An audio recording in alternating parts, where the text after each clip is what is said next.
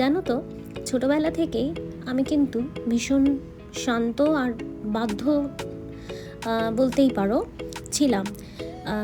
এখনকার জেনারেশনের যে রকম লাইফ লিডিং দেখি সেটা কিন্তু আমরা কখনোই পাইনি এবং আমরা করার চেষ্টাও করিনি। মা বাবা যতটুকুনি আমাদেরকে অ্যালাউ করেছেন বা পারমিশন দিয়েছেন সেটার মধ্যেই কিন্তু আমরা সীমাবদ্ধ ছিলাম। তো সেই জায়গা থেকেই নিজের জন্য ভালো কিছু ভাবা বা নিজের জন্য কিছু করা, সেটা নিজেকে ভালো রাখা, যাই বলো না কেন, সবটাই একটুখানি করতে বা বুঝতে সময় লেগে গেল।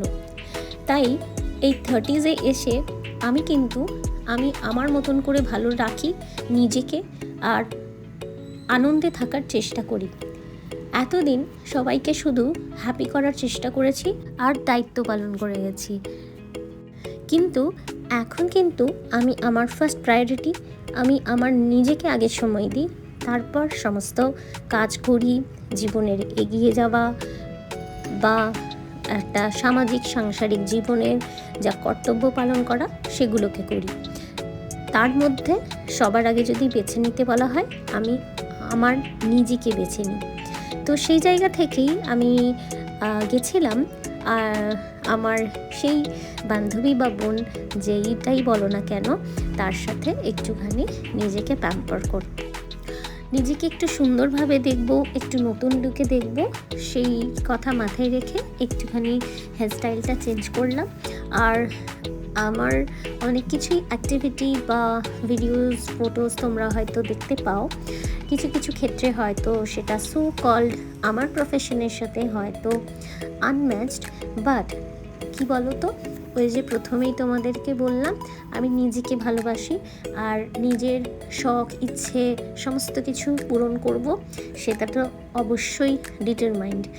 আর আরেকটা বিষয়, যে সকলের ইচ্ছে মতন তো আর প্রফেশন হয় না, মানুষের একরকম প্রফেশন ইচ্ছে থাকে, অথচ মানুষকে আরেক রকম প্রফেশন বেছে নিতে হয়।